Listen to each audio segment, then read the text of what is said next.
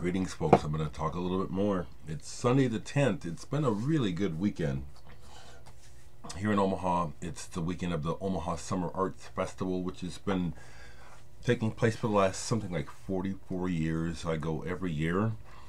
I've played at the Summer Arts Festival several years. They approached me this year. I gave them options. They never got back to me, so I didn't play this year, but I always go and support it. One of the things I like about it is that it's an opportunity to run into people I don't see often, and I always do, which is a wonderful thing. You know, while down there taking in the art and stuff, you know, it's been a good opportunity to sit and talk to people. And to continue with the, you know, what I was sharing and my thoughts about Anthony Bourdain and suicide yesterday, I have been encouraging my friends and people that I run into to just look more deeply at the issue, you know. And I really do think that one of the things that makes it hard for people to understand suicide is, as I said, the rather shallow way that we are kind of set up to look at life. Materialism is the foundation of Western society's thinking, and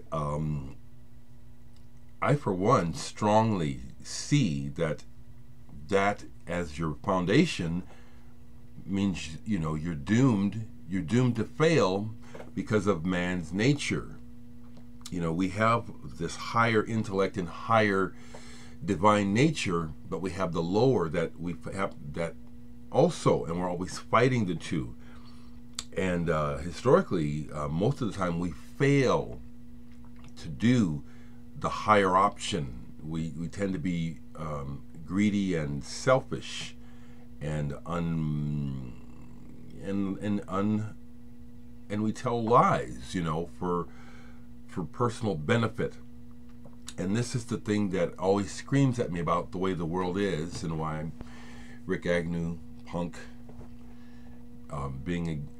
seeing myself as an outsider persists, because even though I have a lot of records, and I like having records, I like being able to buy records, I'm not so caught up in the material that my whole end-all be-all of life is, well, I want to get more money so I can have more records. I want to get money so I can have a bigger car or a bigger house for the records, or the primary focus of what I call the world, which is Western, which is the gain of wealth, and the value and sacredness of human life is just left by the wayside. This is so obvious to me by everything we do as societies.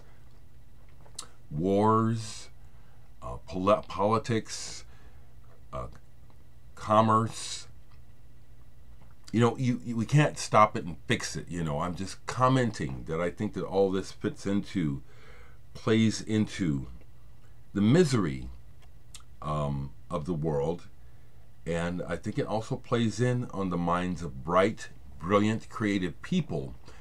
And a lot of bright, brilliant, creative people have mental health issues, are depressed, maybe bipolar, maybe even schizophrenic.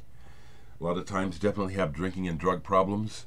And you have a mind that is alive and sees things, you perceive things, you know, and the world is whack, you know, and when you're awake and you see these things, it can really get to you, you know.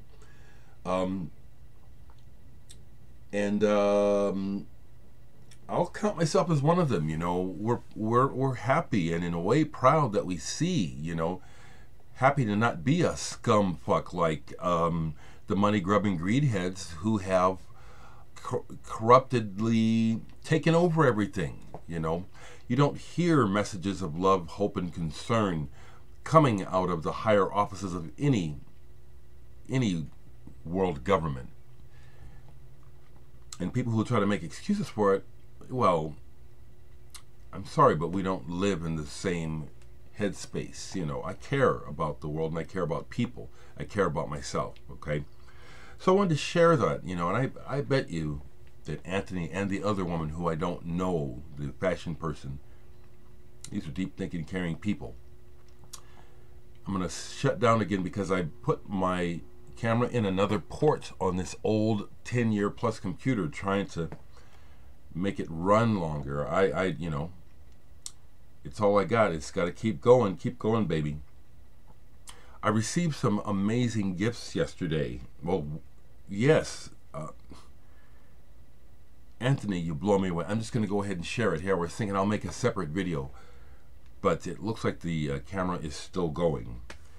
So when I get home from the Summer Arts Festival yesterday, I went down twice. There was a package.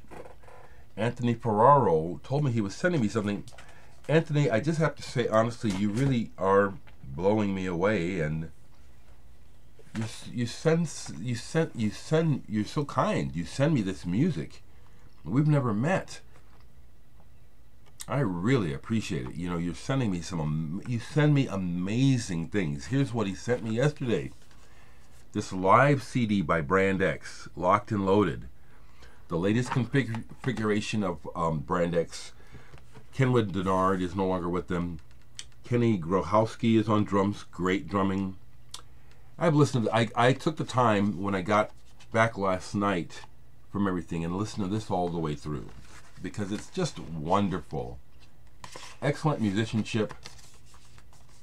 If I could be honest, the person I think who is maybe the least interesting to listen to on this one for me is John Goodsall. A little repetitiveness, you know, shredding. I like good solos.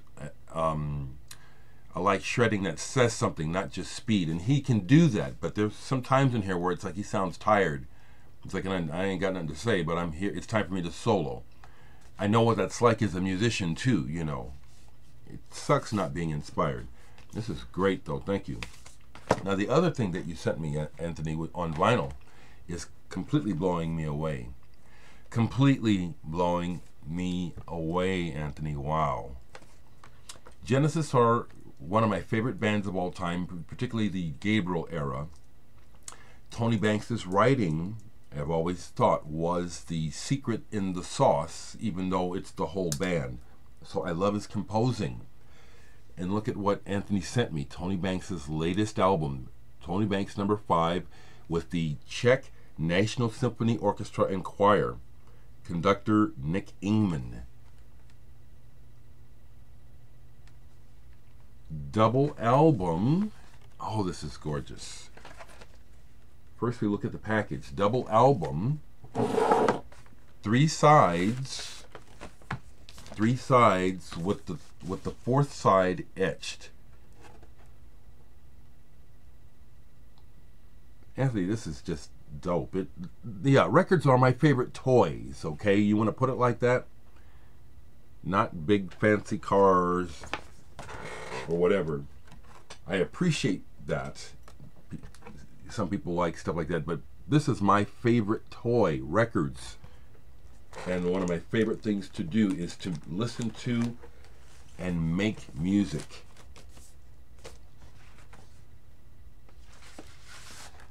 I've almost successfully sublimated sex with music.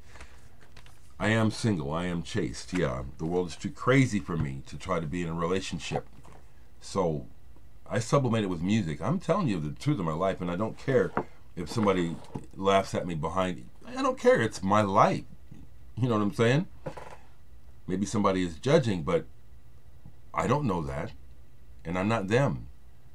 And this saves me to be aware of this. It's like, this is my life. This is what I think. You know what I mean? I don't mind telling you about me. Look what Anthony also sent. An autographed printed score of the music.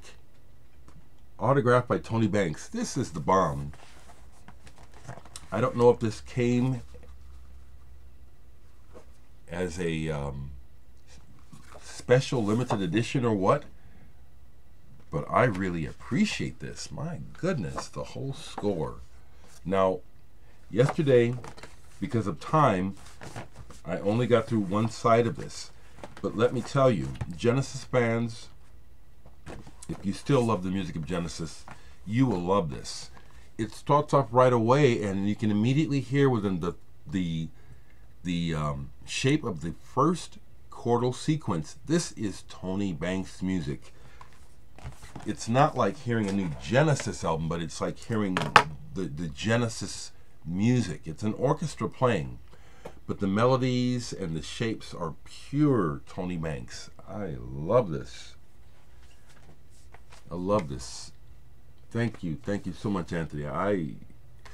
I can jokingly say I'm not worthy, but the bottom line is I am worthy. And aren't you worthy?